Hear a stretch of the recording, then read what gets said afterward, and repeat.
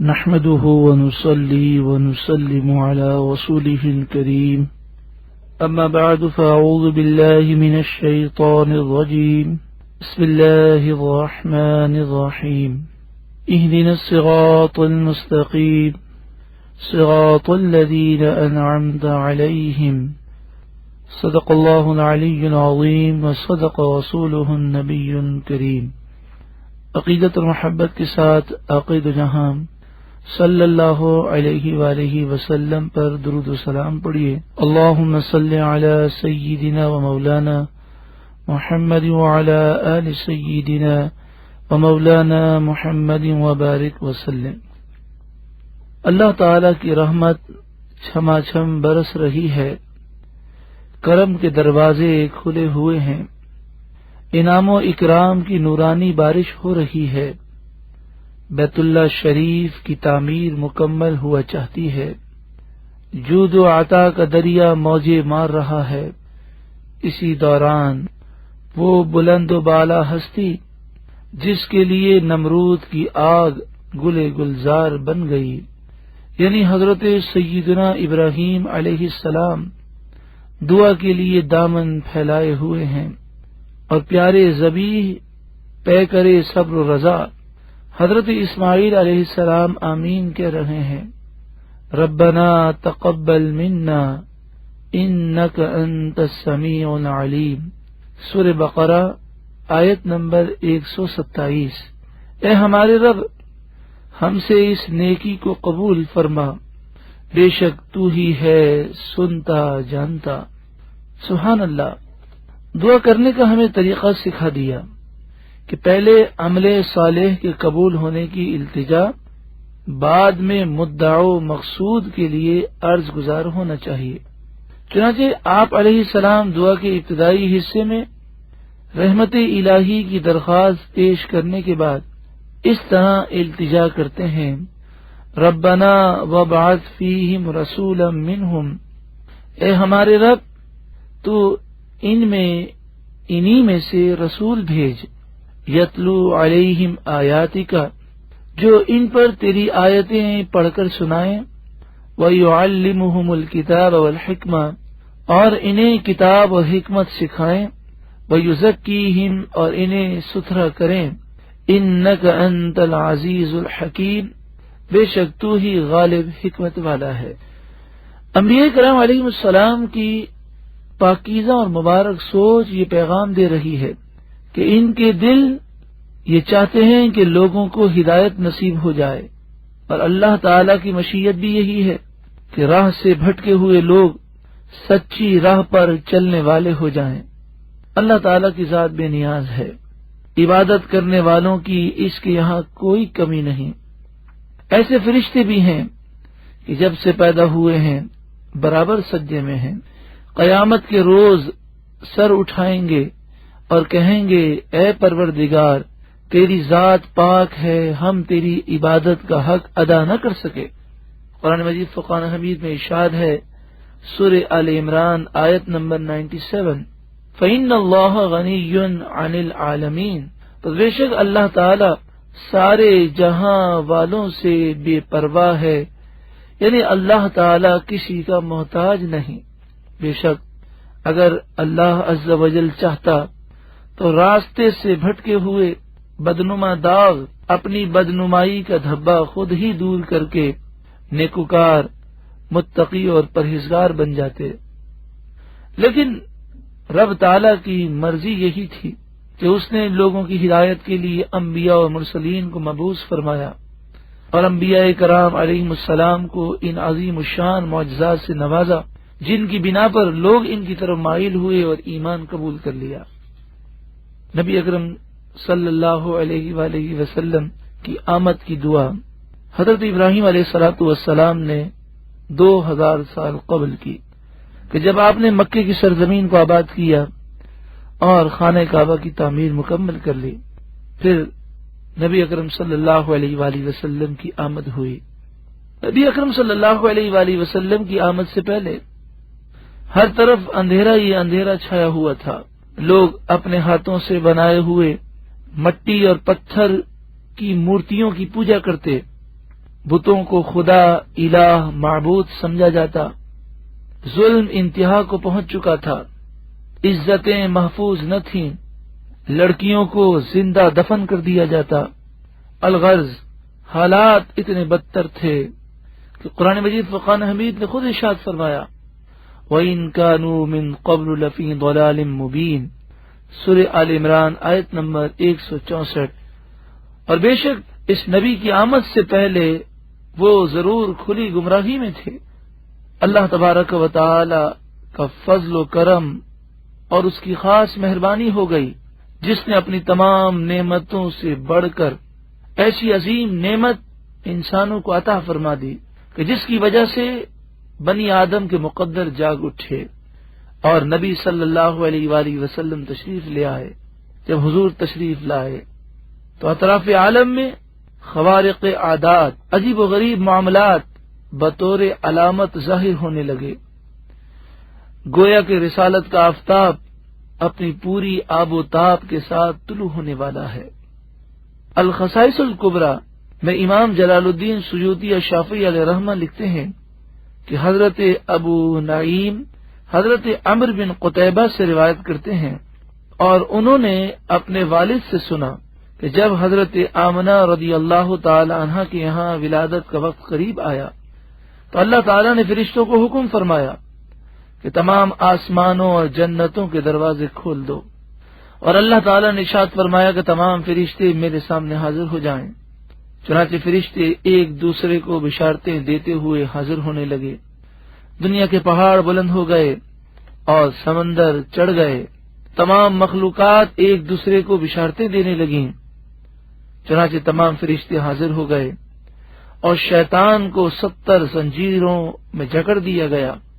حضرت آمنہ رضی اللہ تعالی عنہ نور والے آقا صلی اللہ علیہ وسلم کی نورانیت کا ذکر اس طرح فرماتی ہیں کہ اللہ تعالیٰ نے میرے سامنے مشرق و مغرب منکشف کر دیے، میں نے 3 جھنڈے نصب کیے ہوئے دیکھے، ایک مشرق میں، ایک مغرب میں اور ایک کعبے کی چھت پر۔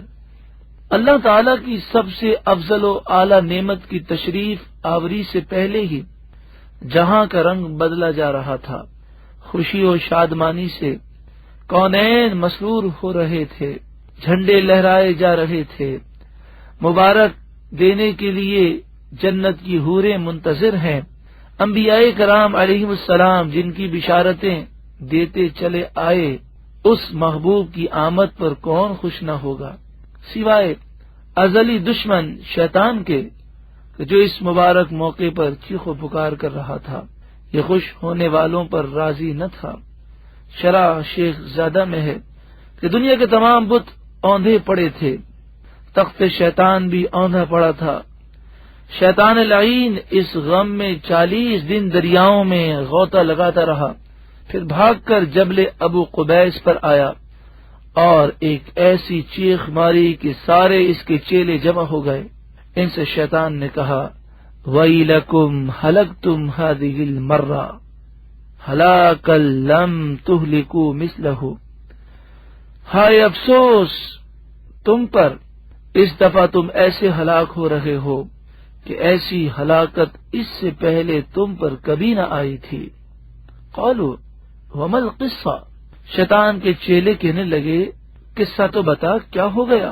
فقال، شیطان بولا هذا محمد بن عبد اللہ بن عبد المطلب، یہ جن کی ولادت ہوئی ہے یہ محمد بن عبداللہ بن عبد المطلب ہیں، المبعوث بالسیف القاطع الذي لا حیلة بعده، یہ اللہ کی طرف سے بھیجے گئے ہیں ایسی تلوار کے ساتھ اور ایسے دلائل کے ساتھ کہ جو باطل کو کاٹنے والی ہیں، جن کے آنے کے بعد کوئی چال اور کوئی ہیلا نہ چل سکے گا۔ یبطل عبادت اللات والعزى وسائر الاصنام، اور وہ لات اور عزا اور تمام بتوں کی پوجا پاٹ کو ختم کر دیں گے کہ جہاں بھی تشریف لے جائیں گے وہاں توحید الہی کا ذکر ہوتا ہوا نظر آئے گا۔ یہ امت ہمارے ان جھوٹے خداؤں پر اس نبی کی تعلیم کی وجہ سے لعنت کرے گی اور شیطان کو مردود کہے گی اور اس نبی کی تشریف آوری کے بعد ہماری آنکھیں پتھرا جائیں گی اور ہمارے دل غمگین ہو جائیں گے۔ محبوب کریم صلی اللہ علیہ وسلم کی آمد سے قبل فیصلہ ہو چکا کہ شیطان کے لیے یہ بات قابل برداشت نہیں کہ لوگ رحمت للعالمین صلی اللہ علیہ وسلم کی ولادت پر خوش ہوں۔ ایک طرف خوشیوں کا وہ سما جس کی نظیر نہیں کہ آسمان سجائے جا رہے ہیں، زمینوں کو سجایا جا رہا ہے، جنت سجائی جا رہی ہے، فرشتے اور دیگر مخلوقات ایک دوسرے کو مبارکباد دے رہے ہیں، تو دوسری طرف شیطان کی چیخ و پکار کی مثال نہیں۔ اس سما کو حسین انداز میں حکیم الامت حضرت علامہ مولانا مفتی احمد یار خان نعیمی علیہ رحمہ اس طرح بیان کرتے ہیں: نثار تیری چہل پہل پر ہزاروں عیدیں ربیع الاول، سوائے ابلیس کے جہاں میں سب ہی تو خوشیاں منا رہے ہیں۔ نبی اکرم صلی اللہ علیہ وآلہ وسلم کی تشریف آوری ہوئی، اللہ تعالی نے آپ کو وہ معجزہ عطا فرمایا، قرآن مجید فرقان حمید، کہ جس کا مقابلہ کرنے سے دنیا عاجز ہے۔ عرب کے بڑے بڑے فصیح و بلیغ کہ چھوٹے چھوٹے بچے فصاحت و بلاغت پر درجہ کمال رکھتے تھے، وہ عرب اس قرآن کی ایک آیت بنانے سے بھی عاجز رہے، اس کا مقابلہ نہ کر سکے۔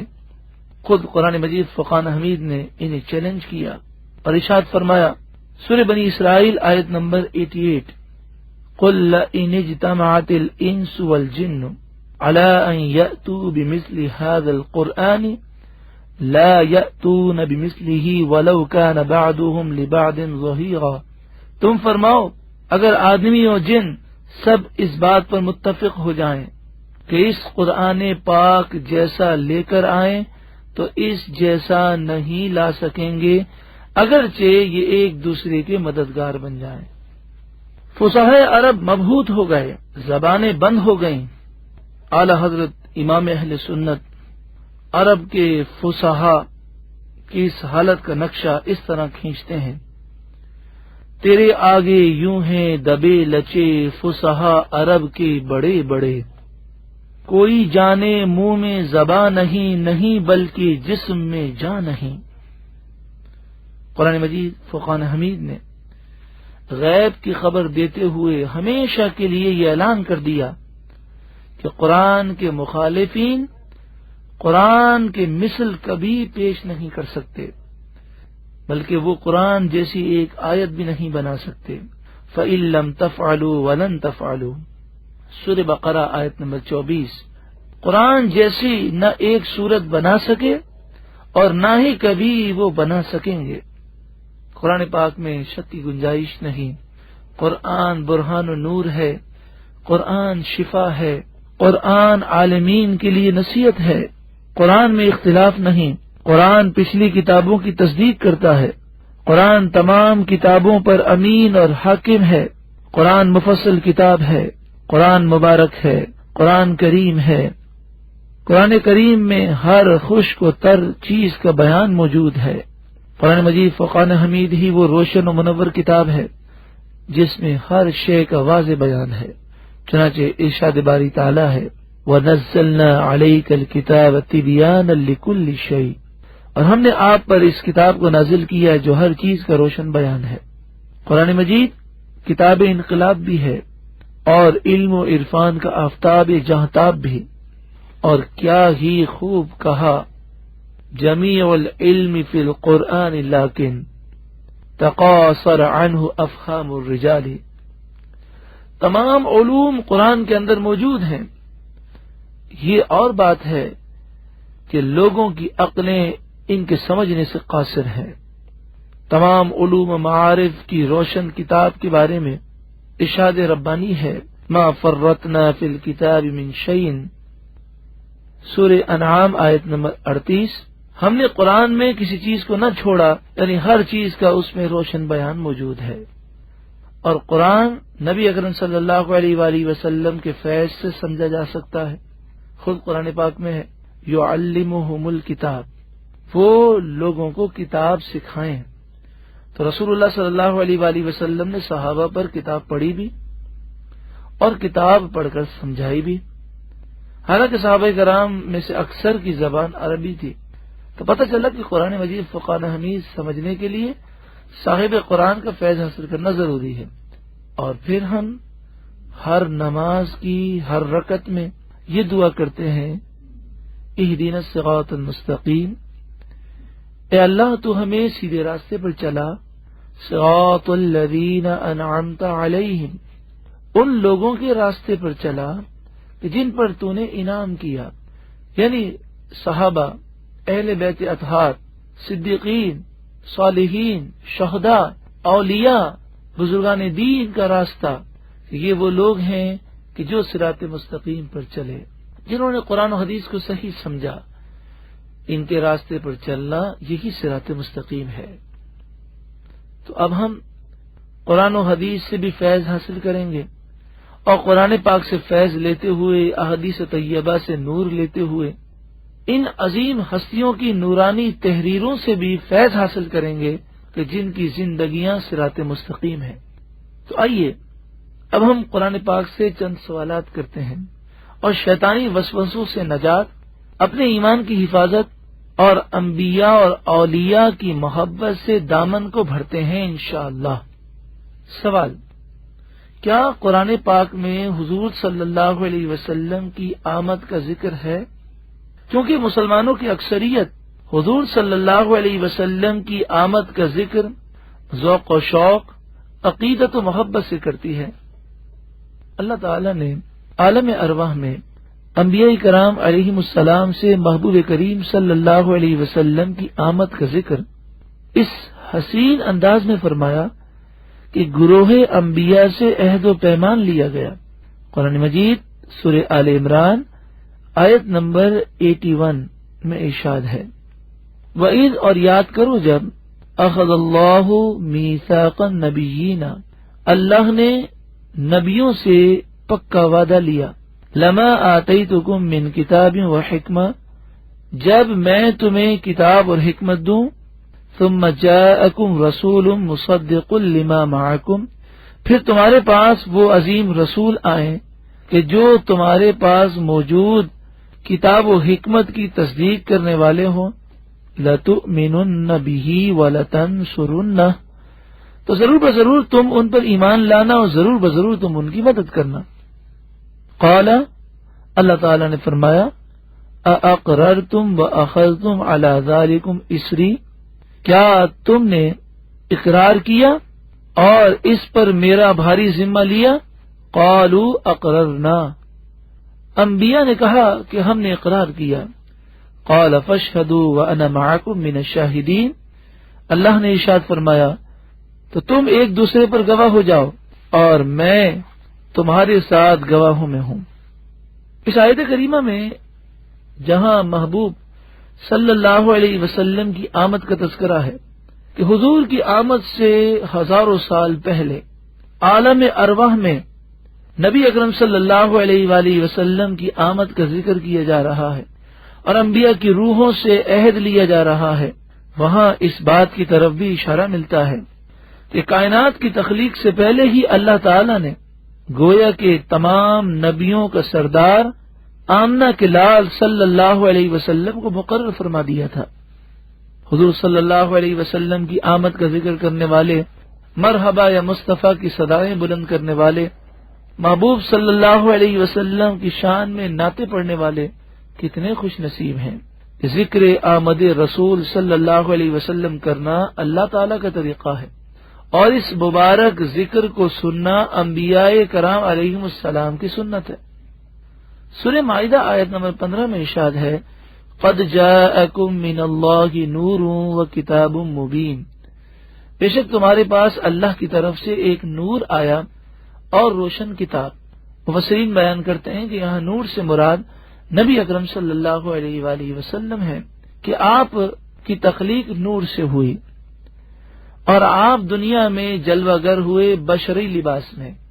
اعلی حضرت امام اہل سنت امام احمد رضا علیہ الرحمہ کے خلیفہ صدر الشریعہ بدر الطریقہ حضرت علامہ مولانا مفتی امجد علی خان علیہ الرحمہ باہر شریعت کتاب کے پہلے حصے میں فرماتے ہیں کہ تمام نبی بشر ہوئے ہیں، جو نبی کو بشر نہ مانے وہ کافر ہے۔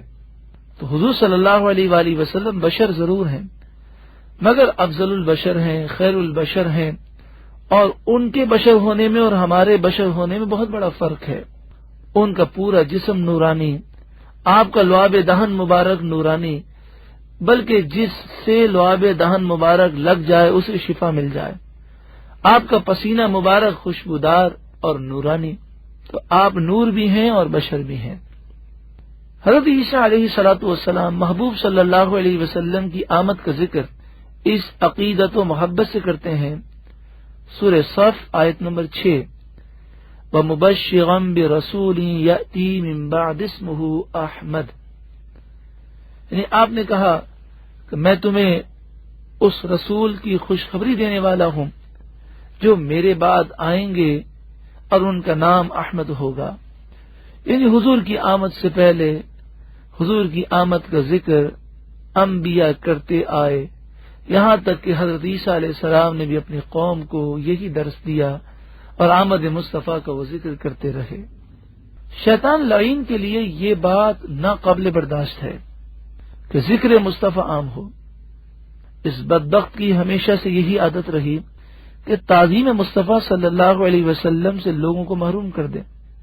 چنانچہ یہ ازلی محروم اس وسوسے کے ذریعے بہکانے کی کوشش کرتا ہے کہ صحابہ کرام علیہم رضوان سے حضور کی ثنا خوانی ثابت نہیں، جبکہ شیطان اس بات سے باخبر ہے کہ شیطان کا فریب دیر پا نہیں، اور شیطان کی جھوٹ پر قائم کی ہوئی عمارت دھرام سے گرے گی، پھر بھی وہ جھوٹ بولنے سے باز نہیں آتا۔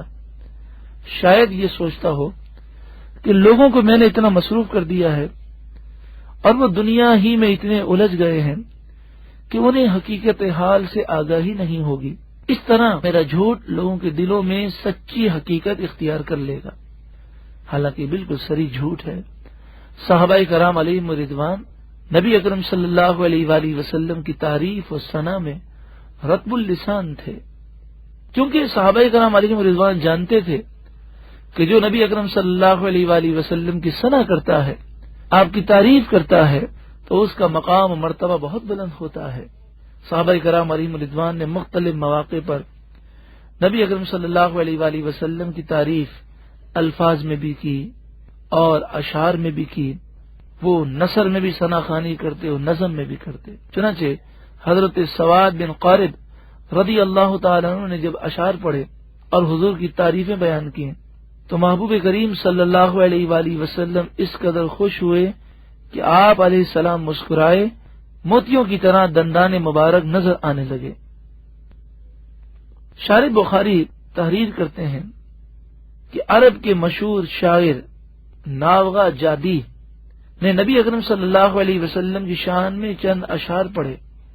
حضور صلی اللہ علیہ وآلہ وسلم نے خوش ہو کر انہیں یہ دعا دی کہ اللہ تعالیٰ تمہارے منہ کی مہر نہ توڑے، یعنی تمہارے دانت نہ گریں اور منہ کی رونق نہ بگڑے۔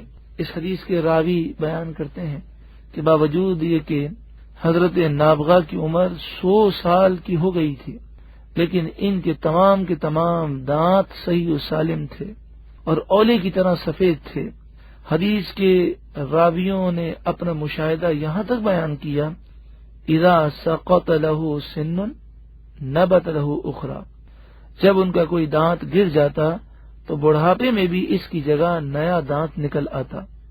یہ سراسر حضور اکرم صلی اللہ علیہ وسلم کی دعا کی برکت تھی کہ نعت پڑھنے والے کے منہ کی خوبصورتی زندگی کی آخری سانس تک برقرار رہی۔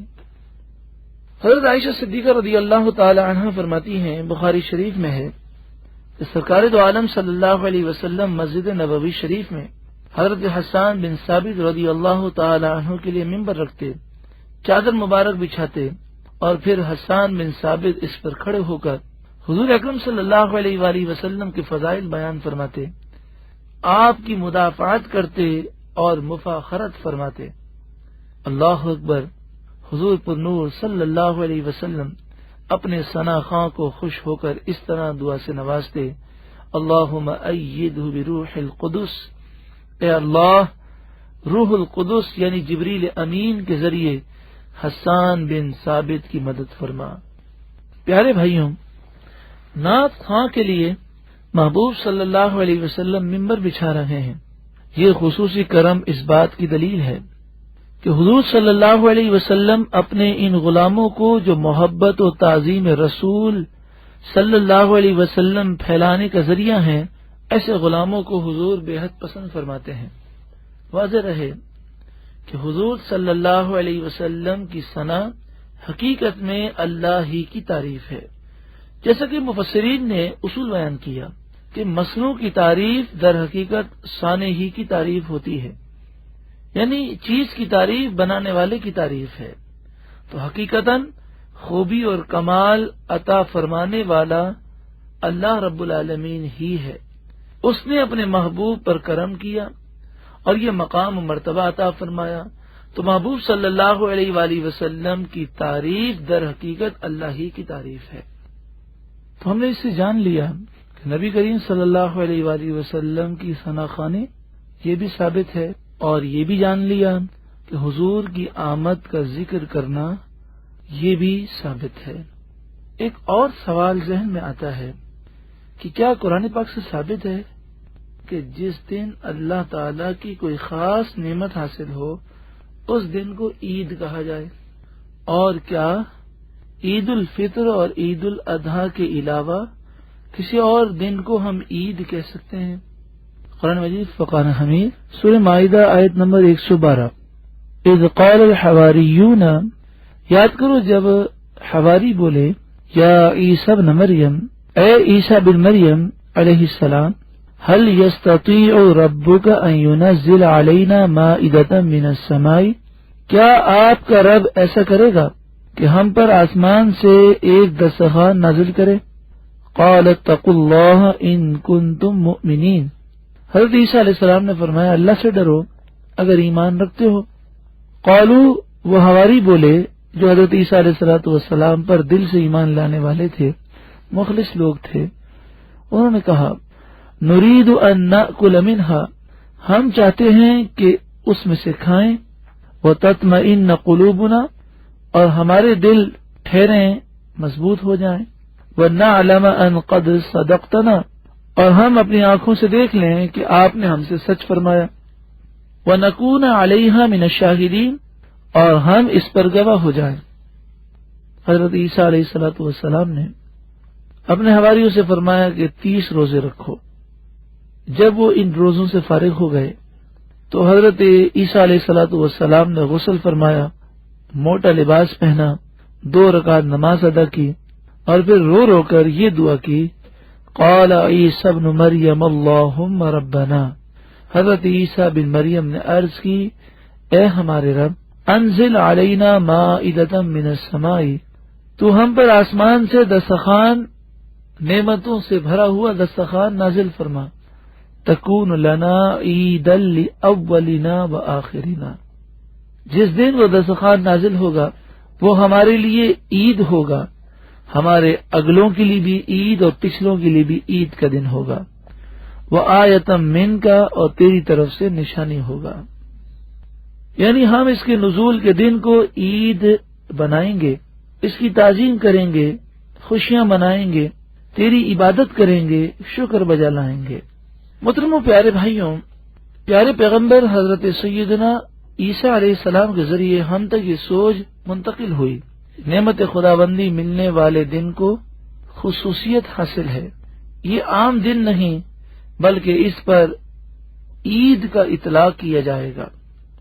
یاد رکھیں، جب کوئی قرآن کے فیضان سے فائدہ اٹھاتا ہے اور مستفید ہوتا ہے تو شیطان اس راہ میں رکاوٹ بنتا ہے۔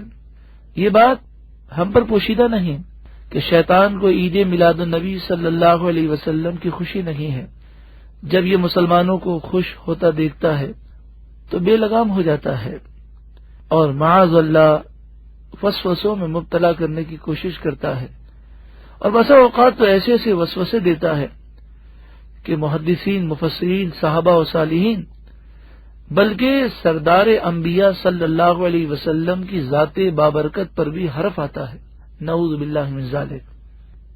شیطان کی بے باکی یہ ہے کہ شیطان کہتا ہے کسی دن کو یادگار بنانا یہودیوں کا طریقہ ہے، معاذ اللہ ثم معاذ اللہ، اور شیطان کہتا ہے اسلام میں تو صرف 2 ہی عیدیں ہیں۔ اصل میں بات یہ ہے کہ شیطان خود تو محروم ہے، تو وہ دوسروں کو بھی محروم کرنے کے حربے استعمال کرتا ہے۔ یہ ازلی دشمن خود تو ایمان کے نور سے محروم ہے، یقیناً یہ مسلمانوں کو بھی ایمان کے نور سے دور کرنا چاہتا ہے، اور وہ یہ چاہتا ہے اس طریقے سے صحابہ اور حضور کے اعمال مبارکہ کو نشانہ بنایا جائے۔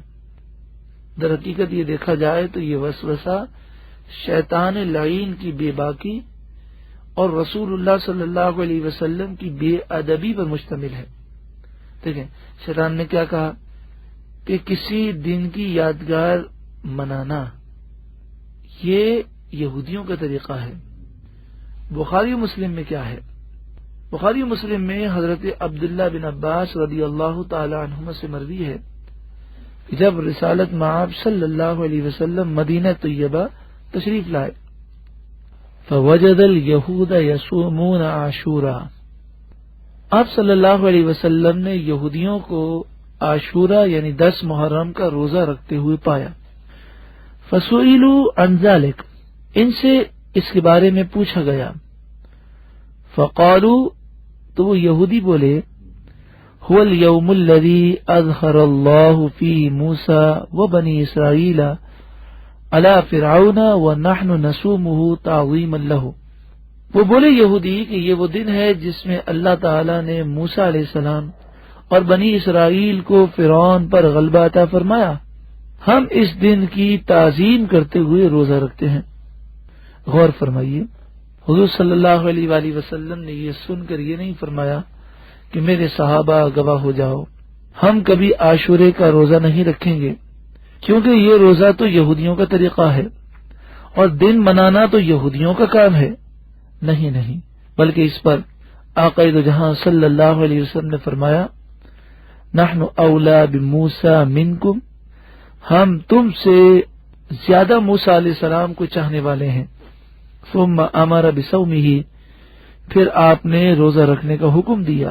اور دوسری روایت میں الفاظ یہ ہیں کہ حضور نے صحابہ کرام علیہم رضوان سے مخاطب ہو کر فرمایا، انتم احق بموسیٰ منہم، تم موسیٰ علیہ السلام سے زیادہ قریب ہو، فصوموہ، پس اے میرے صحابہ تم اس دن روزہ رکھو۔ پتہ یہ چلا حضور صلی اللہ علیہ وسلم نے یادگار منانے کی ترغیب دلائی اور اس معاملے میں مشابہت کے وہم کو غلط قرار دیا، بلکہ ہمیں یہ درس دیا کہ ان سے بھی بڑھ کر تعظیم و محبت کا ثبوت دو۔ امام المحدثین شارح بخاری حافظ ابن حجر سے جب محفل میلاد کے بارے میں پوچھا گیا تو انہوں نے اس کی جائز ہونے پر یہی حدیث بیان فرمائی اور کہا، وَقَدْ ظَهَرَ لِي تَخْرِيجُهَا عَلَى أَصْلٍ ثَابِتٍ وَهُوَ مَا ثَبَتَ فِي الصَّحِيحَيْنِ مِنْ أَنَّ النَّبِيَّ صلی اللہ علیہ وسلم قدم المدینة فوجد اليہود الى آخرہ۔ یعنی آپ نے کہا کہ بخاری و مسلم کی یہ حدیث، یہ روایت میرے نزدیک محفل میلاد کے جائز ہونے پر سند کا درجہ رکھتی ہے۔ جب سیدنا موسیٰ علیہ السلام اور ان کی امت پر اللہ تعالی کے احسان کے شکریہ کے طور پر دن منایا جا سکتا ہے تو وہ امت جسے اللہ تعالی کی سب سے عظیم نعمت حاصل ہوئی، اس مبارک نعمت کا ذکر بے شمار نعمتیں عطا فرمانے والے پروردگار نے اس طرح فرمایا، لقد من اللہ علی المؤمنین اذ بعث فیہم رسولا، سورہ آل عمران آیت نمبر 164۔ بے شک اللہ تعالیٰ کا بڑا احسان ہوا مسلمانوں پر کہ ان میں سے ایک رسول بھیجا۔ یہ تو احسان عظیم ہے، یہ اللہ کا کرم ہے، یہ بہت بڑی رحمت ہے۔ وما ارسلناک الا رحمۃ للعالمین، سورہ انبیاء آیت نمبر 107، کہ ہم نے آپ کو رحمت للعالمین بنا کر بھیجا۔ تو اس دن منانا شکر ادا کرنا، اللہ کی عبادت کرنا، یہ سب قرآن و حدیث سے ثابت ہے۔ ترمذی شریف میں ہے کہ حضرت عبداللہ بن عباس رضی اللہ تعالی عنہما سے مروی ہے کہ آپ صلی اللہ علیہ وآلہ وسلم نے یہ آیت کریمہ تلاوت کی، الیوم اکملت لکم دینکم، مکمل آیت آپ نے تلاوت فرمائی۔ تو پاس بیٹھے ہوئے ایک یہودی نے کہا، لو انزلت هذه الآیت علینا لاتخذنا یومها عیدا، اگر یہ آیت ہم پر نازل ہوتی تو ہم اس کے نازل ہونے والے دن کو عید بنا لیتے۔ حضور نے یہ نہیں فرمایا کہ ہمارے یہاں عیدیں تو دو ہوتی ہیں، دن منانا صحیح نہیں، بلکہ حضور نے تو یہ جواب دیا، فإنها نزلت فی یوم عیدین فی یوم الجمعۃ و یوم العرفہ، ہمارے یہاں یہ آیت نازل ہوئی تو اس دن ہماری دو عیدوں کا اجتماع تھا، یعنی دو عیدیں ایک ساتھ تھیں، ایک جمعے کا دن اور دوسرا عرفے کا دن۔ یعنی گویا کہ آپ فرما رہے ہیں تم کہتے ہو یہ آیت نازل ہوتی تو تم عید کا دن مناتے، ہم تو گویا کہ اس آیت کے نازل ہونے پر دو عیدیں مناتے ہیں، جمعہ بھی عید کا دن ہے، عرفہ بھی عید کا دن ہے۔ لہذا شیطان کی یہ سازش ناکام ہوئی جب وہ کہتا ہے کہ عید الفطر اور عید الاضحیٰ کے علاوہ کوئی عید نہیں، حالانکہ اس حدیث پاک سے ثابت ہوا کہ جمعہ بھی عید کا دن ہے، عرفہ بھی عید کا دن ہے، بلکہ قرآن کی آیت سے ثابت ہوا کہ جب اللہ تعالیٰ کی خاص نعمت حاصل ہو تو وہ دن عید کا دن ہوتا ہے۔ امام قسطلانی شارح بخاری علیہ رحمہ، جن کا سنہ وصال 930 ہجری ہے، آپ اپنی کتاب میں ربیع الاول میں امت مسلمہ کے معمولات اور محافل میلاد کا انعقاد کرنا، صدقہ و خیرات کرنا، ولادت نبوی کا تذکرہ کرنا اور اس کی برکات کا ذکر کرنے کے بعد لکھتے ہیں، فَرَحِمَ اللَّهُ امْرَأً اتخذ لیالی شہری مولدہ المبارک اعیادا، اللہ تعالیٰ ہر اس شخص کو سلامت رکھے جس نے آپ کی میلاد کے مہینے کی راتوں کو عید منا لیا۔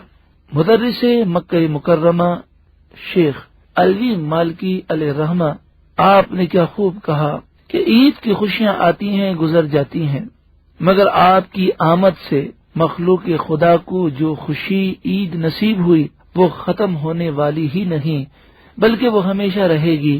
اور آگے فرماتے ہیں وَنَحْنُ لَا نَرَى تَسْمِيَتَهُ بِالْعِيدِ لِأَنَّهُ أَكْبَرُ مِنَ الْعِيدِ، کہ ہم ولادت پاک کے دن کو صرف عید ہی نہیں کہتے بلکہ یہ تو عیدوں سے بھی بڑھ کر عیدوں کی عید ہے۔ ایک اور سوال، کیا حضور صلی اللہ علیہ وسلم کی آمد پر خوشی کا اظہار قرآن پاک سے ثابت ہے؟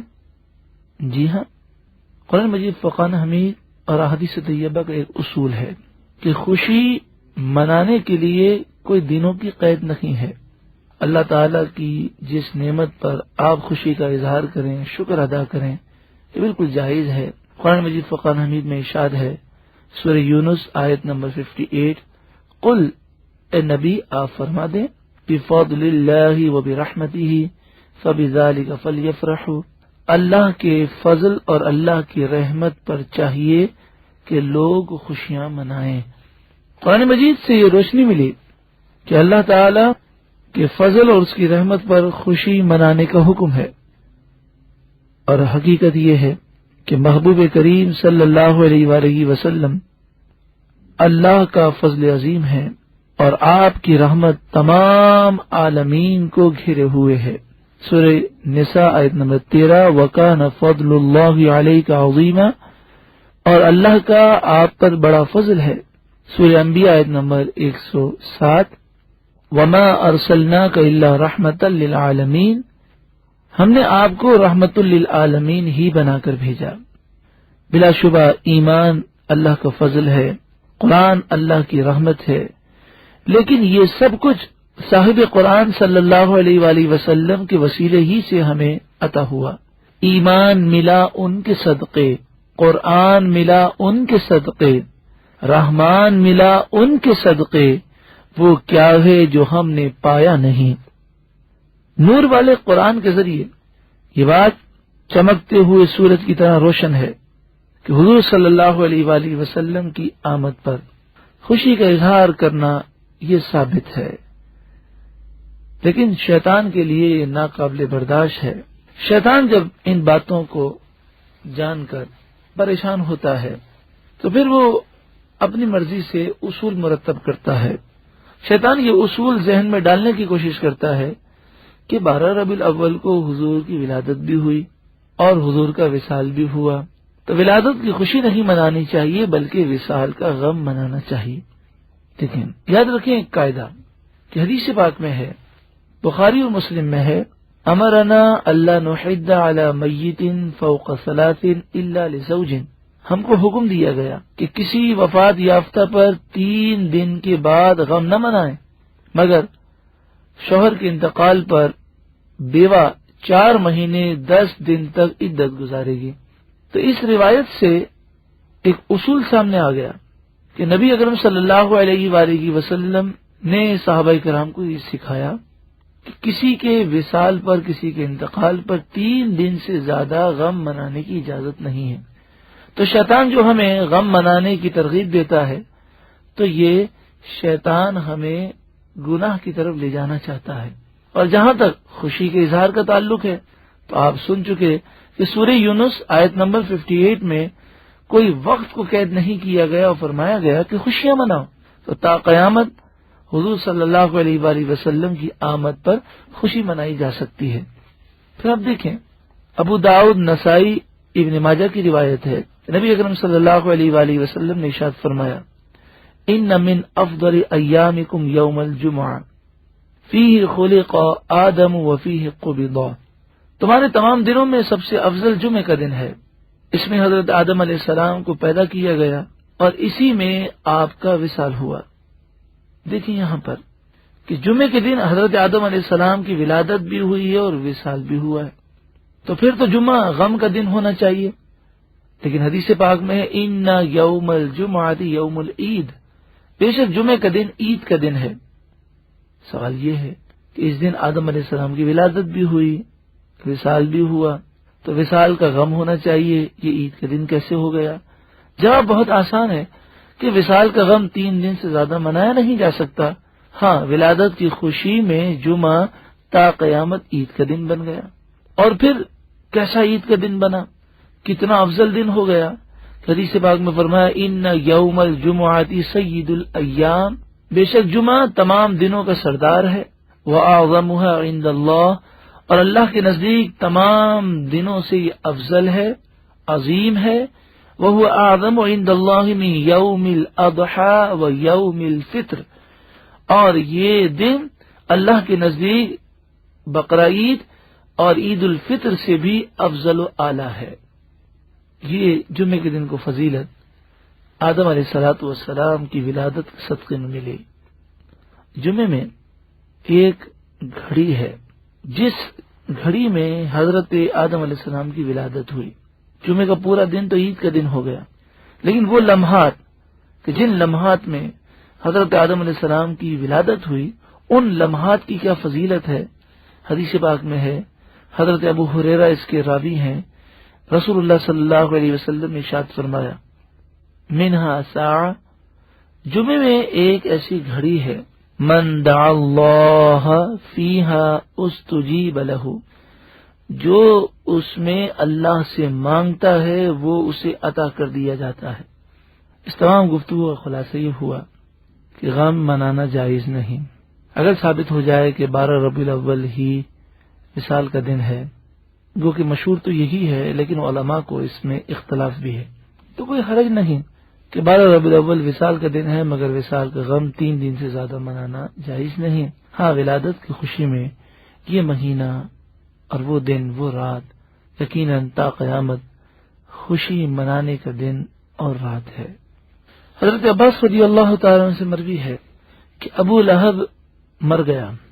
1 سال کے بعد اسے خواب میں بہت برے حال میں دیکھا گیا اور یہ کہتے ہوئے پایا گیا، ما لقیت بعدکم راحتا الا ان العذاب یخفف عنی کل یوم اثنین، تم سے جدا ہونے کے بعد میں نے آرام نہیں پایا بلکہ سخت عذاب میں گرفتار ہوں، لیکن جب پیر کا دن آتا ہے تو میرے عذاب میں تخفیف کر دی جاتی ہے. یہ عذاب میں کمی کس عمل کی وجہ سے ہوتی ہے؟ یہ بھی حضرت عباس رضی اللہ تعالی عنہ کی زبانی ملاحظہ کیجیے۔ تخفیف کا سبب بیان کرتے ہوئے فرماتے ہیں ان النبی صلی اللہ علیہ وسلم ولد یوم الاثنین، نبی صلی اللہ علیہ وآلہ وسلم پیر کے دن پیدا ہوئے۔ وکانت ثویبۃ بشرت ابا لہب بمولدہ، ثویبہ جو ابو لہب کی کنیز تھی، اس نے ابو لہب کو حضور کی ولادت کی خوشخبری دی۔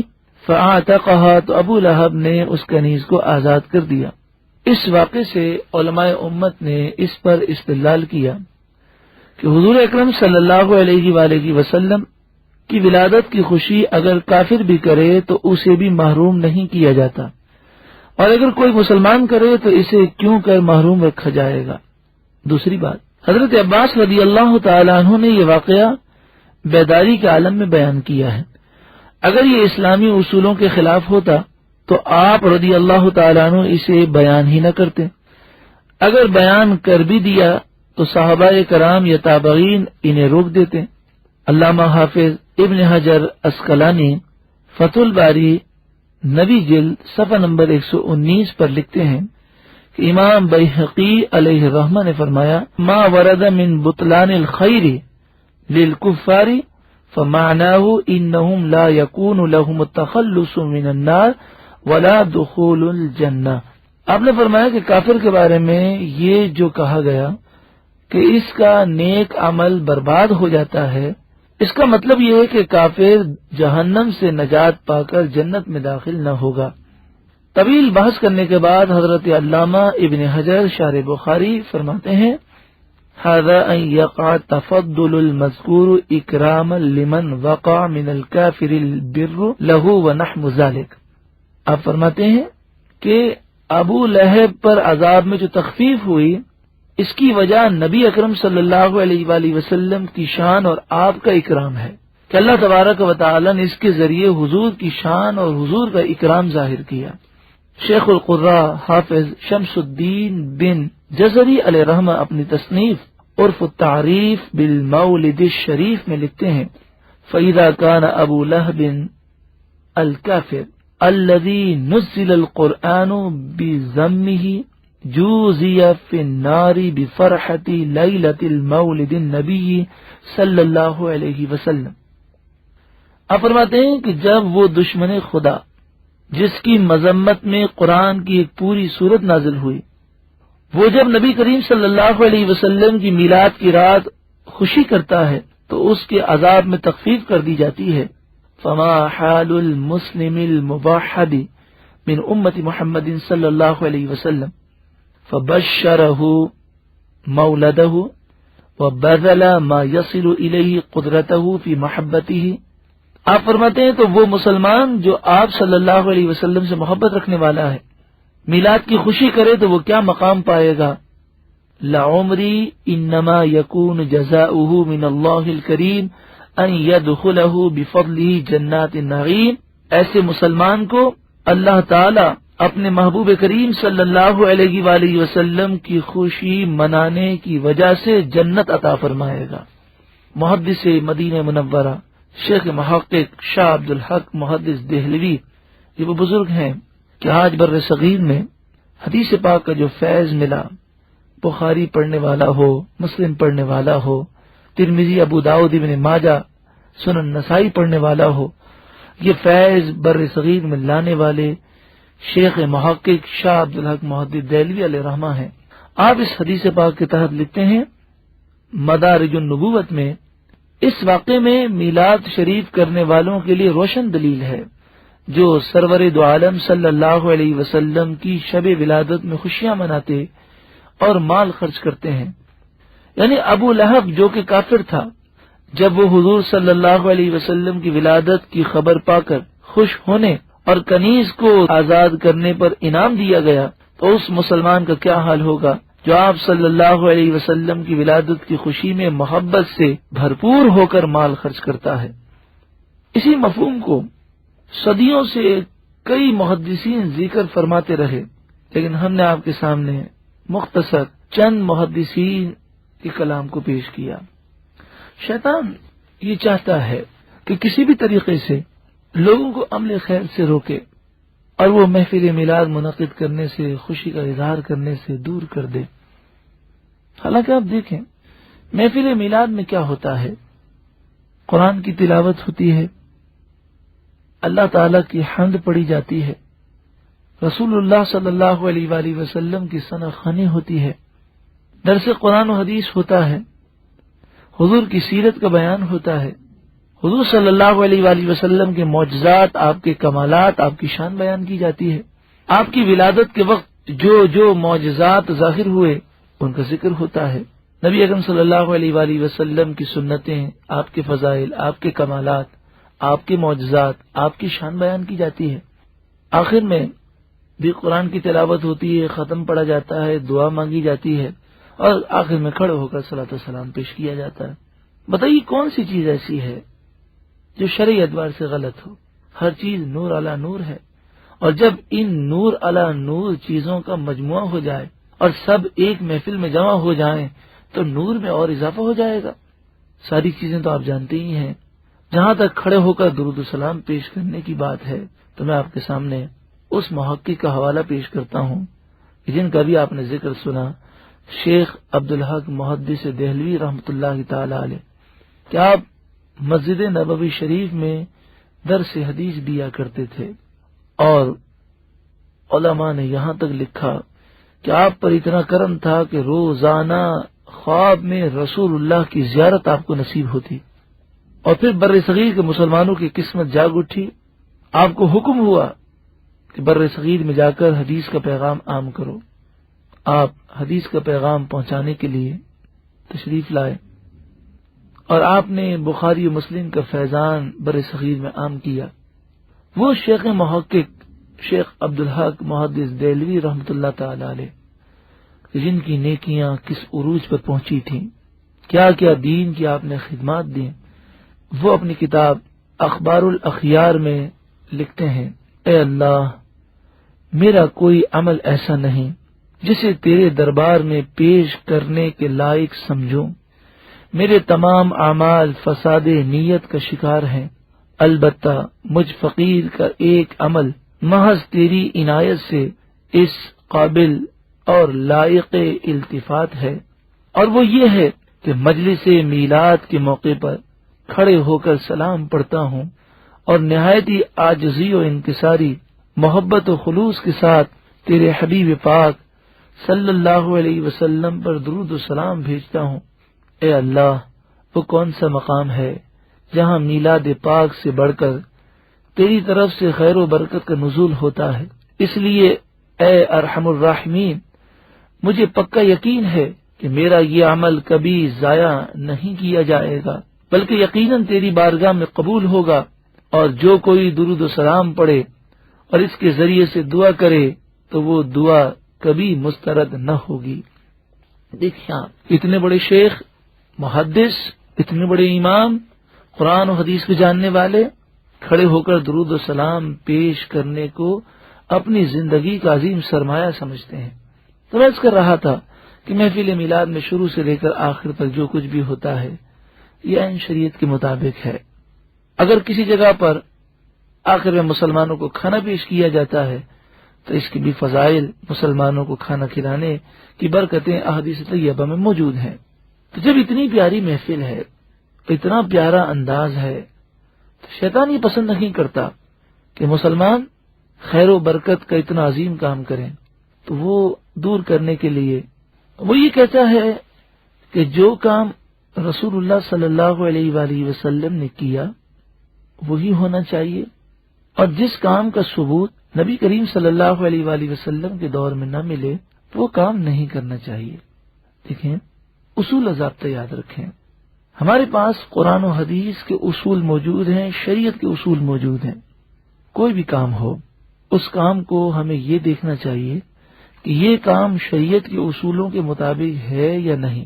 اگر شریعت کے اصول کے مطابق ہے تو ہر دور میں وہ کام اچھا ہے، اور اگر وہ کام شریعت کے اصول کے خلاف ہے تو ہر دور میں برا ہے۔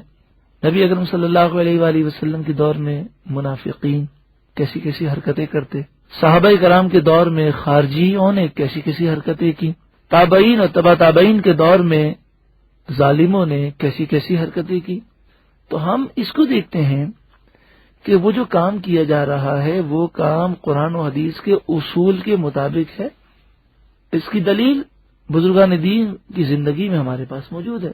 حضرت سیدنا ابو بکر صدیق رضی اللہ تعالیٰ کے دور خلافت میں جنگ یمامہ کے موقع پر 700 حفاظ شہید ہو گئے. مسلمہ کذاب سے جنگ تھی جو نبوت کا دعویٰ کرتا تھا. اور یہ بات تو آپ جانتے ہیں کہ حضور صلی اللہ علیہ وسلم آخری نبی ہیں، اور حضور کے بعد اگر کوئی بھی نبی ہونے کا دعویٰ کرے تو وہ جھوٹا ہے، کافر ہے، اس کی بات نہیں مانی جا سکتی. حضرت عیسیٰ علیہ الصلوۃ والسلام قرب قیامت میں ضرور آئیں گے، لیکن حضرت عیسیٰ علیہ الصلوۃ والسلام نبی ہیں اور حضور سے پہلے وہ نبوت کا اعلان کر چکے ہیں. اب حضور کے بعد اب کوئی نیا نبی نہیں آ سکتا. جو ممکن بھی کہے کہ حضور کے بعد کوئی نبی کا آنا ممکن ہے تو وہ بھی کافر ہے. جنگ یمامہ کے موقع پر کئی صحابہ حفاظ شہید ہو گئے. حضرت عمر رضی اللہ تعالیٰ عنہ نے پریشان ہو کر امیر المومنین حضرت صدیق اکبر رضی اللہ تعالیٰ عنہ سے عرض کیا کہ آپ رضی اللہ تعالیٰ عنہ قرآن پاک جمع کرنے کا حکم دیجیے. حضرت سیدنا ابو بکر صدیق رضی اللہ تعالیٰ عنہ نے فرمایا میں وہ کام کیسے کر سکتا ہوں جسے رسول اللہ صلی اللہ علیہ وسلم نے نہ کیا ہو. اس کے جواب میں فاروق اعظم رضی اللہ تعالیٰ عنہ نے یہ نہیں فرمایا کہ حضور کمال ہو گیا، آپ کیسی بات کرتے ہیں، ہم صحابہ ہیں، ہمارا زمانہ بہتر ہے، ہم مدینے شریف کے رہنے والے ہیں، اگر ہم جو بھی کام کر دیں اس میں کیا حرج ہے. یعنی حضرت صدیق اکبر رضی اللہ تعالیٰ عنہ یہ فرما رہے ہیں کہ یہ ایک نیا کام ہے، صحابہ کا دور ہونا اور بات ہے، لیکن صدیق اکبر یہ فکر دے رہے ہیں کہ بتاؤ یہ کام قرآن و حدیث کے اصول کے مطابق ہے. قربان جائیے میرے آقا صلی اللہ علیہ وسلم کے اس فرمان پر کہ آپ صلی اللہ علیہ وسلم نے فرمایا ان اللہ جعل الحق علی لسان عمر وقلبہ، اللہ تعالیٰ نے عمر رضی اللہ تعالیٰ کی زبان اور دل پر حق کو جاری فرما دیا. حضرت عمر رضی اللہ تعالیٰ عنہ امیر المومنین کو جواب دیتے ہوئے عرض کرتے واللہ خیر، اللہ کی قسم یہ خیر ہے، قرآن و حدیث کے اصول کے مطابق ہے. سبحان اللہ. فاروق اعظم رضی اللہ تعالیٰ عنہ سے صادر ہونے والے مبارک کلمات واللہ خیر اسلامی قاعدے اور قانون کی حیثیت رکھتے ہیں، کیونکہ ہر وہ کام جس میں خیر کا پہلو ہو اور شرعی طور پر ممانعت ثابت نہ ہو، وہ کام سنت کے، شریعت کے، قرآن و حدیث کے خلاف نہ ہو تو اس کا کرنا عین اسلام ہے. بہرحال حدیث پاک میں آتا ہے فلم یزل عمر یراجعنی فیہ حتی شرح اللہ لذلک صدری ورأیت الذی رأى عمر. حضرت عمر رضی اللہ تعالیٰ عنہ بار بار یہی فرماتے رہے کہ قسم ہے اللہ کی یہ کام بہتر ہے، یہاں تک کہ اللہ نے میرا سینہ کھول دیا اور مجھ کو بھی حضرت عمر رضی اللہ تعالیٰ عنہ کی رائے پسند آئی. مختصر یہ کہ حضرت زید رضی اللہ تعالیٰ عنہ کو حضرت سیدنا ابو بکر صدیق رضی اللہ تعالیٰ عنہ نے قرآن جمع کرنے کا حکم دیا تو آپ رضی اللہ تعالیٰ عنہ نے بھی یہی فرمایا کیف تفعلان شیئا لم یفعل النبی صلی اللہ علیہ وسلم، جو کام رسول اللہ نے نہیں کیا وہ کام آپ دونوں کیسے کریں گے. یعنی حضرت زید بھی یہ پیغام دے رہے ہیں کہ دور صحابہ ہو یا تابعین ہو یا تبع تابعین، ہم ہر دور میں یہ دیکھیں گے کہ یہ کام شریعت کے خلاف تو نہیں، یہ کام قرآن و حدیث کے اصول سے ٹکرا تو نہیں رہا. فقال ابو بکر ہوا واللہ خیر، حضرت ابو بکر نے یہی سمجھایا کہ اللہ کی قسم یہ خیر ہے، یعنی شریعت کے عین مطابق کام ہے، کیونکہ حضور نے نہیں کیا، لیکن یہ حضور کی سیرت، آپ کی سنتیں اور قرآن کے اصول کے خلاف نہیں ہے. فلم ازل اراجعه حتى شرح الله صدري للذي شرح له صدر ابی بکر وعمر فقمت. حضرت زید کہتے ہیں کہ میں بحث کرتا رہا یہاں تک کہ اللہ تعالیٰ نے میرے سینے کو کھول دیا، جس طرح کہ اللہ تعالیٰ نے حضرت ابو بکر اور حضرت عمر کے سینے کو کھولا تھا. تو پھر میں اس کام کو کرنے کے لیے آمادہ ہو گیا۔ اس حدیث پاک سے معلوم ہوا کہ اسلام تنگ نظری سے پاک و منزہ ہے، چنانچہ جو کام رسول اللہ صلی اللہ علیہ وآلہ وسلم نے نہ کیا ہو، اگر وہ نیا کام شریعت کے خلاف نہ ہو، سنت کے خلاف نہ ہو، وہ خیر کا کام ہو، تو اسے بعد والے انجام دے سکتے ہیں۔ اور ایسی بے شمار مثالیں ہیں کہ نبی کریم صلی اللہ علیہ وآلہ وسلم بلکہ صحابہ اور تابعین کے دور میں بھی بعض خیر کے کاموں کا ثبوت نہیں ملتا، لیکن وہ تمام مسلمان کرتے ہیں اور اسے جائز سمجھا جاتا ہے۔ مثلا قرآن پاک پر زبر، زیر، پیش یہ لگائے گئے جو حضور کے دور میں اور صحابہ کرام کے دور میں نہیں لگائے گئے تھے۔ جب قرآن کی تلاوت مکمل ہوتی ہے تو قاری کہتا ہے صدق اللہ العظیم، اس کا بھی ثبوت حضور اور صحابہ کرام کے دور سے نہیں ملتا۔ حضرت صدیق اکبر رضی اللہ تعالیٰ عنہ کے بعد امیر المومنین حضرت عمر رضی اللہ تعالیٰ عنہ کے زمانے میں فتوحات بڑی تیزی کے ساتھ ہوئیں۔ ملک فارس فتح ہو گیا جس کی زبان فارسی تھی، ملک روم فتح ہوا جن کی زبان رومی تھی، کئی علاقے فتح ہوئے جو عربی نہیں جانتے تھے۔ ضرورت بھی اس بات کی تھی کہ عربی میں جو قرآن ہے اس کا ترجمہ ہو، لوگوں کو ترجمے کے ساتھ قرآن پڑھایا جائے۔ لیکن آپ دیکھیں دور صحابہ میں، تابعین کے دور میں قرآن کا ترجمہ عام نہیں ہوا، کئی صدیوں کے بعد یہ قرآن کے تراجم عام ہوئے۔ یہ وہ کام ہے جو حضور کے دور میں یا صحابہ کرام کے دور میں نہیں ہوا، بعد میں کیا گیا، مگر یہ کام شریعت کے خلاف نہیں ہے، حضور کی سنت کے خلاف نہیں ہے، خیر کا پہلو اس میں موجود ہے۔ اسی آپ دیکھیں ہمارا بچہ 6 کلمے یاد کرتا ہے، ایمان مجمل اور ایمان مفصل وہ پڑھتا ہے، لیکن آپ بتائیے کیا یہ کوئی ثابت کر سکتا ہے کہ صدیق اکبر نے 6 کلمے اپنے بچوں کو یاد کروائے؟ حضرت عمر نے 6 کلمے اور اسی ترتیب سے اور اسی نام سے کہ اول کلمہ طیب، دوسرا کلمہ شہادت، تیسرا کلمہ تمجید، اس طریقے سے انہوں نے کلمے یاد کروائے ہوں، ایمان مجمل اور ایمان مفصل یاد کروائے ہوں۔ سورہ یاسین شریف صبح پڑھی جاتی ہے، سورہ ملک کئی علاقوں میں مغرب کے بعد اس کی تلاوت ہوتی ہے، تو کیا ان چیزوں کو ہم اس لیے بدعت کہہ دیں کہ نبی اکرم صلی اللہ تعالی علیہ وآلہ وسلم کے دور میں یا صحابہ کے دور میں اس کا ثبوت نہیں ملتا؟ سال میں ایک ہی اجتماع ہوتا تھا، حج کا اجتماع، حج کے علاوہ مسلمانوں میں کوئی دوسرے اجتماع کا رواج نہ تھا، نہ حضور کے دور میں، نہ صحابہ کے دور میں، نہ تابعین کے دور میں۔ لیکن آج اگر تاریخ کا تعین کر کے سالانہ طور پر مسلمان دور دراز سے جمع ہو کر کوئی اجتماع کریں تو کیا اس کو بدعت کہہ دیا جائے گا؟ اور یہ کہا جائے گا کہ کیا تبلیغ دین کا درد تمہارے دل میں صحابہ سے بڑھ کر ہے؟ کہ صحابہ تو سالانہ اجتماع کوئی نہ کریں اور تم کیا ان سے زیادہ دین کی تبلیغ کا درد رکھتے ہو کہ سالانہ اجتماع کرو، اور وہ بھی ایک مقام پر جمع ہو کر۔ آج اگر بخاری شریف کا ختم شریف ہو اور ختم بخاری کی محفل ہو تو کوئی ہم سے پوچھے کہ بھئی یہ کیا ختم بخاری صحابہ نے کیا، تابعین نے کیا، محفل حسن قرات ہو، سیرت النبی کا جلسہ ہو، تو بتائیے کوئی ہم سے کہے کہ جناب ابی بن کعب رضی اللہ تعالیٰ عنہ جو مسلمانوں کے بہت بڑے قاری تھے، تو کبھی ایسا ہوا کہ وہ محفل حسن قرات سجاتے ہوں، صدارت فاروق اعظم کر رکھے ہوں؟ یوم صدیق، یوم فاروق، یوم عثمان کیا صحابہ کرام کے دور میں منایا گیا؟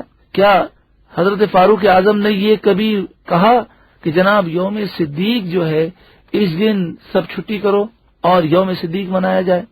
لیکن آج اگر کوئی مطالبہ کرتا ہے کہ یوم صدیق منایا جائے، یوم فاروق منایا جائے، یوم عثمان منایا جائے، یوم علی منایا جائے، یوم امیر معاویہ منایا جائے، تو یہ کوئی شریعت کے خلاف بات تو نہیں ہے۔ اصول سمجھنا ہے، شرعی قاعدہ اور شرعی اصول یہ ہے الفعل يدل على الجواز، کہ اگر کوئی کام رسول اللہ نے کیا یا صحابہ نے کیا تو اس کام کا کرنا اس بات کی دلیل ہے کہ یہ کرنا جائز ہے۔ وعدم الفعل لا يدل على المنع، اور اگر کسی کام کا ثبوت رسول اللہ یا صحابہ سے نہ ملے تو یہ اس بات کی دلیل نہیں کہ وہ کام کرنا حرام ہے۔ ہم یہ دیکھیں گے کہ وہ نیا کام قرآن و حدیث کے خلاف تو نہیں. دیکھیں نبی اکرم صلی اللہ علیہ وآلہ وسلم سے، صحابہ سے، بلکہ تابعین اور تبع تابعین سے، ائمہ مجتہدین سے، اولیاء کاملین سے اس بات کا ثبوت نہیں ملتا کہ عید کی نماز کے بعد جو خطبہ ہوتا ہے، خطبے کے بعد خطیب دعا مانگتا ہے، ہاتھوں کو بلند کر کے پوری دنیا میں دعا مانگی جاتی ہے. عید کے دن خطبے کے بعد خطیب کا ہاتھ بلند کر کے دعا کرنا، اس کا ثبوت نہ حضور کی زندگی سے ہے، نہ صحابہ سے ہے، نہ تابعین، نہ تبع تابعین سے ہے، نہ ائمہ مجتہدین سے ہے، نہ اولیاء کاملین سے ہے. لیکن پھر بھی یہ جائز ہے کیونکہ کہیں بھی منع نہیں کیا گیا. اس موقع پر دعا مانگنا شریعت کے خلاف نہیں ہے. جو کام شریعت کے خلاف نہیں اس کے کرنے میں کوئی حرج نہیں. دوسرا اصول یاد رکھیں، شارح بخاری حضرت امام ابن حجر عسقلانی فرماتے ہیں والبدعۃ ان کانت مما تندرج تحت مستحسن فہی حسنہ. اگر کوئی نیا کام کسی ایسی چیز کے نیچے داخل ہو جس کی خوبی، جس کی فضیلت شریعت سے ثابت ہے تو وہ نیا کام اچھا ہے. وَإِن كَانَتْ تَنْدَرِجُ تَحْتَ مُسْتَقْبِحٍ فَهِيَ مُسْتَقْبِحَةٌ. اور اگر کوئی نیا کام ایسا ہو، اس چیز کے نیچے داخل ہو کہ جس کی برائی شریعت نے بیان کر دی تو وہ نیا کام برا ہے. وَإِلَّا فَمِنْ قِسْمِ الْمُبَاحِ. اور جو ان دونوں میں سے کسی کے نیچے داخل نہ ہو تو وہ قسم مباح ہے. تراویح پڑھنا یہ نبی اکرم صلی اللہ علیہ وآلہ وسلم سے ثابت ہے، لیکن نبی اکرم صلی اللہ علیہ وآلہ وسلم اور صحابہ انفرادی طور پر تراویح پڑھتے تھے. 3 دن نبی اکرم صلی اللہ علیہ وآلہ وسلم نے تراویح کی جماعت کروائی اور پھر اس کے بعد فرمایا کہ میں یہ خوف کرتا ہوں کہ کہیں تم پر یہ فرض نہ ہو جائے، لہذا تم اکیلے اکیلے پڑھو. صدیق اکبر کے دور میں پورے مہینے تراویح کی جماعت نہیں کی گئی. حضرت عمر رضی اللہ تعالیٰ عنہ نے تراویح کی جماعت قائم کی. حضرت ابی بن کعب رضی اللہ تعالیٰ عنہ کو امام بنایا اور پورے مہینے ان کی امامت میں تمام صحابہ کرام نے تراویح جماعت سے پڑھی. تو جماعت کی پابندی یہ رسول اللہ سے ثابت نہیں، لیکن نبی اکرم صلی اللہ علیہ وآلہ وسلم نے جو خیر کے اصول دیے یہ اس اصول کے تحت خیر کا کام ہے. تو اسی لیے حضرت عمر رضی اللہ تعالیٰ عنہ نے فرمایا نعمت البدعۃ ہذہ، کہ یہ ایک اچھی بدعت ہے مگر خیر پر مشتمل ہے، شریعت کے عین مطابق ہے، شریعت کے خلاف نہیں ہے. معلوم ہوا کہ خیر کے نئے کام کو اچھا سمجھنا صحابہ علیہم رضوان کا طریقہ ہے. چنانچہ صحابہ علیہم رضوان کے طریقے پر عمل کرتے ہوئے گزشتہ 700 یا 800 سال سے صالحین، مفسرین، محدثین اور فقہا مروجہ محافل میلاد النبی صلی اللہ علیہ وسلم کو بدعت حسنہ قرار دے رہے ہیں. یعنی ایک ایسا اچھا نیا کام ہے جو شریعت کے عین مطابق ہے اور اس کی اصل قرآن و حدیث سے ثابت ہے. اللہ تعالی ہمیں صحابہ علیہم رضوان کے عطا کردہ اصول کے نور سے منور فرما کر شیطان سے محفوظ فرمائے. تو آئیے ہم ملاحظہ کرتے ہیں کہ صالحین میلاد النبی صلی اللہ علیہ وآلہ وسلم کے بارے میں کیا فرماتے ہیں. محدث ابن جوزی یہ وہ محدث ہیں کہ جن کے دست مبارک پر 1,00,000 کافروں نے اسلام قبول کیا. آپ قرآن کے علوم پر بہت ماہر تھے اور فن حدیث میں بہت بڑے امام ہیں. آپ کی اتنی کثیر اور ضخیم کتابیں ہیں کہ علماء نے لکھا کہ ایسی بڑی بڑی عظیم کتابیں لکھنے والے امت میں بہت کم ہیں. آپ کا سن وصال 597 ہجری ہے. اب اپنی کتاب المیلاد النبوی میں فرماتے ہیں حرمین شریفین یعنی مکہ مدینے کے رہنے والے، مصر، یمن، شام اور تمام عالم اسلام مشرق سے مغرب تک رہنے والے ہمیشہ سے حضور صلی اللہ علیہ وسلم کی ولادت سعیدہ کے موقع پر محفل میلاد کا انعقاد کرتے چلے آ رہے ہیں. وَيَفْرَحُونَ بِقُدُومِ هِلَالِ شَهْرِ رَبِيعِ الْأَوَّلِ. جب ربیع الاول کا چاند نظر آتا ہے تو مسلمان بڑی خوشیاں مناتے ہیں. وَيَهْتَمُّونَ اهتماما بَلِيغًا عَلَى السِّمَاعِ وَالْقِرَاءَةِ بِمَوْلِدِ النَّبِيِّ صلی اللہ علیہ وسلم. اور مسلمان محفلیں میلاد منعقد کرنے میں بڑا اہتمام کرتے ہیں. وَيَنَالُونَ بِذَلِكَ أَجْرًا جَزِيلًا وَفَوْزًا عَظِيمًا، اور مسلمان ان محافل کے ذریعے اجر عظیم اور بڑی روحانی کامیابی پاتے ہیں. امام جلال الدین سیوطی الشافعی علیہ الرحمہ وہ بزرگ ہیں کہ جن کی کتاب تفسیر جلالین عالم کورس میں دنیا بھر میں شامل ہے، جنہیں 2 لاکھ حدیثیں یاد تھیں. یہ وہ امام جلال الدین سیوطی الشافعی علیہ الرحمہ ہے کہ بیداری میں جاگتے ہوئے 75 مرتبہ نبی اکرم صلی اللہ علیہ وسلم کا دیدار کیا. آپ اپنی کتاب حسن المقصد میں فرماتے ہیں اندی ان اصل عمل المولد هو اجتماع الناس. آپ فرماتے ہیں میرے نزدیک محفل میلاد کی اصل یہ ہے کہ اس میں لوگ جمع ہوتے ہیں. وقراءۃ ما تیسر من القرآن، اور اپنی طاقت کے مطابق وہ قرآن کی تلاوت کرتے ہیں، قرآن خوانی بھی ہوتی ہے جیسے ہمارے یہاں. وروایت الاخبار الواردۃ فی مبدأ امر النبی صلی اللہ علیہ وسلم وما وقع فی مولدہ من الآیات. نبی اکرم صلی اللہ علیہ وآلہ وسلم کی زندگی کے مختلف واقعات اور ولادت کے موقع پر ظاہر ہونے والی عظیم نشانیوں کا وہ بیان کرتے ہیں. ثم یمد لهم سمات یأکلونہ، پھر وہ مسلمانوں میں کھانا تقسیم کرتے ہیں. یہ وہ چیزیں ہیں کہ جسے ہم بدعت حسنہ کہتے ہیں، یعنی ایک ایسا نیا کام جو شریعت کے عین مطابق ہے. التی یثاب علیہا صاحبہا، ایسا کرنے والا ثواب پائے گا. لما فیہ من تعظیم قدر النبی صلی اللہ علیہ وسلم، اس وجہ سے کہ اس میں حضور کی تعظیم ہے. وَإِظْهَارِ الْفَرْحِ وَالْإِسْتِبْشَارِ بِمَوْلِدِهِ الشریف، حضور کی ولادت کے موقع پر اس میں خوشی کا اظہار کرنا ہے تو یقیناً وہ ثواب ضرور پائے گا. اس طرح کی بے شمار معمولات ہیں. اگر آپ مزید تفصیل جاننا چاہیں تو کتاب عظمت قرآن اور جشن عید میلاد النبی صلی اللہ علیہ وآلہ وسلم، یہ کتاب آپ باہر شریعت مسجد بعد رواج سے طلب فرمائیں. ایک اصول تو ہم نے یہ جانا کہ جو کام نبی کریم صلی اللہ علیہ وسلم نے نہ کیا ہو یا صحابہ نے نہ کیا ہو، اور اگر وہ کام خیر ہو، شریعت کے مطابق ہو، سنت قرآن کے خلاف نہ ہو، تو اس نئے کام کو کرنے میں حرج نہیں. دوسرا اصول یہ بھی سمجھ لیں کہ زمانے کا مبارک ہونا اور چیز ہے اور کام کا اچھا ہونا اور چیز ہے. اچھے زمانے میں جو کام ہوگا وہ اچھا ہی ہو، یہ کوئی ضروری نہیں. مثلا حضرت عثمان غنی رضی اللہ تعالی عنہ پر ظلم و ستم ہوا، آپ کی مظلومانہ شہادت ہوئی، جھوٹے نبوت کے دعوے دار پیدا ہوئے. حضرت علی رضی اللہ تعالی عنہ کی شہادت ہوئی، کربلا کا ہولناک واقعہ ہوا، سینکڑوں صحابہ علیہم رضوان کو شہید کر دیا گیا. یہ سارے کام دور صحابہ و تابعین میں ہوئے، حالانکہ یہ تمام کام درست نہیں ہے والعیاذ باللہ. کسی بھی نئے کام کی بنیاد فعل پر موقوف ہے، نہ کہ زمانے پر. کیا معنی؟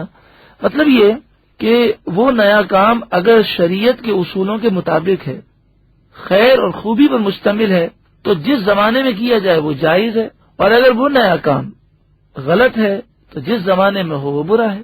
مثلا جیسے کبھی گزرا کہ اجتماعی طور پر رات کے وقت مساجد میں سورۃ الملک پڑھنے کا رواج ہے، تو بلا شبہ یہ خیر کا کام ہے، لہذا جائز و مستحب ہے. اسلام کے اصول سمجھنے والے بھائیوں، حضرت عمر رضی اللہ تعالیٰ عنہ کے عطا کردہ اصول کے تحت یہ بات اظہر بن الشمس ہے کہ یہ معیار درست نہیں کہ جو نیک کام صحابہ علیہم رضوان نے نہ کیا ہو بعد والے سر انجام دے تو انہیں تنزن یہ کہا جائے کہ کیا تمہارے قلوب عشق الہی، قرآن کی محبت اور عشق رسول میں زیادہ سرشار ہے کہ پہلے لوگوں نے یہ کام نہ کیے اور بعد میں آنے والے تم زیادہ نیک ہو جو اس کام کو ایجاد کر رہے ہو. اگر اس حقیقت کو تسلیم نہ کیا تو یہ خرابی لازم آئے گی. کیا معاذ اللہ صحابہ کرام علیہم رضوان سے بڑھ کر ظالم حجاج بن یوسف کو قرآن پاک کا زیادہ محب قرار دیں کیونکہ قرآن پاک پر زبر زیر پیش اس نے لگوائے، حالانکہ صحابہ کرام علیہم رضوان نے یہ کام سر انجام نہیں دیا. اسی طرح آج کل نماز تراویح کے بعد خلاصہ تراویح درس قرآن بیان کیا جاتا ہے۔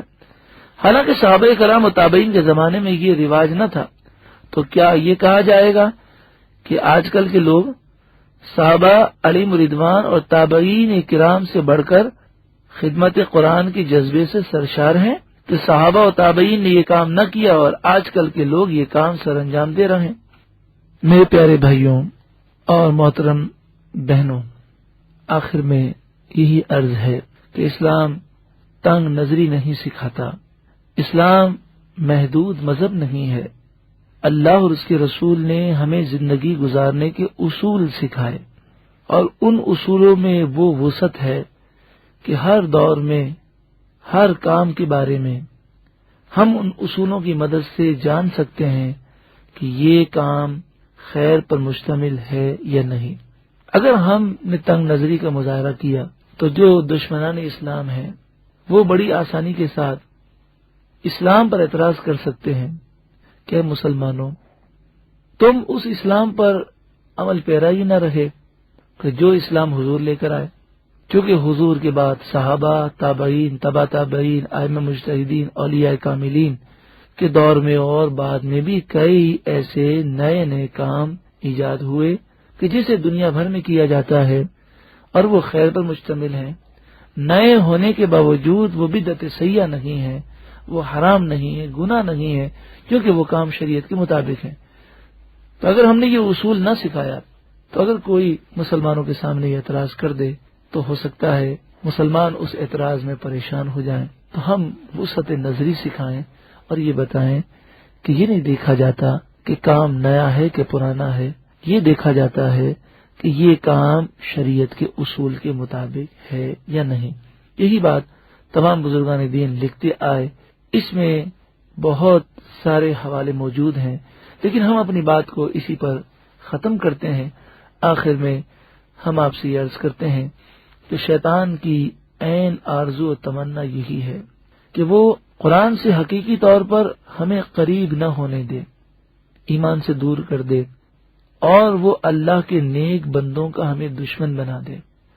علامہ شامی علیہ رحمہ ابن عابدین عظیم بزرگ ہیں، آپ فرماتے ہیں کہ جو اللہ کے ولیوں کی عظمت کا انکار کرے گا، خطرہ یہ ہے کہ اس کا خاتمہ کفر پر ہوگا۔ تو سوچیں، اللہ کے ولیوں کی یہ شان ہے، اگر رسول اللہ صلی اللہ علیہ وآلہ وسلم کی عظمتوں کو تسلیم کرنے سے دور ہوگا تو بتائیے اس کا ایمان کیسے محفوظ ہوگا؟ در حقیقت رسول اللہ کی شان کو ماننا یہ اللہ تعالی کی قدرت و طاقت کو تسلیم کرنا ہے۔ شیطان یہ چاہتا ہے کہ مسجدیں ویران ہو جائیں، بے عملی عام ہو جائے، سنتوں سے لوگ دور ہو جائے، حضور کی محبت دل سے نکل جائے۔ تو آئیے ہم آج یہ عہد کریں کہ ہم اپنے افعال سے، ہم اپنے کردار سے، کہ ہمارا رواں رواں یہ کہہ رہا ہو، ہمارا عمل اور ہمارا کردار ایسا رسول اللہ کی سیرت اور آپ کی سنتوں کے مطابق ہو، اور ہمارے دل میں رسول اللہ کی ایسی محبت ہو کہ ہمارا رواں رواں یہ کہہ رہا ہو، میرا سب کچھ آپ پر قربان ہے یا رسول اللہ۔ حضور کی پسند کو ہم اپنی پسند بنا لیں، الحمد سے لے کر والناس تک ہم صحیح ترجمہ و تفسیر سماعت کریں کہ آج شیطان کی یہ سازش ہے، غلط ترجمے، غلط مفہوم کو عام کرنے کی کوشش کی جا رہی ہے۔ تو باہر شریعت مسجد بادرآباد چورنجی سے آپ سی ڈی حاصل کریں کہ جس میں مکمل قرآن پاک کا ترجمہ اور قرآن و حدیث اور تفاسیر کے عین مطابق قرآن کی تفسیر بیان کی گئی ہے۔ اور آپ سے آخر میں یہ التجا ہے کہ جب آپ کسی بھی خاص موقع پر دعا کریں، خاص طور پر جب 12 ربیع الاول کی رات آئے تو اس رات 2 رکعت نفل حاجت پڑھ کے یہ ضرور دعا کریں کہ اے اللہ تو میرے اور میری نسلوں کے ایمان کی حفاظت فرما، تو نے جو اپنی اور اپنے محبوب کی محبت ہمیں عطا فرمائی اسی پر ہمیں استقامت دے، اور ہماری نسلوں کو بھی شیطان کے وسوسوں سے محفوظ فرما۔ آمین بجاہ النبی الامین صلی اللہ علیہ وسلم۔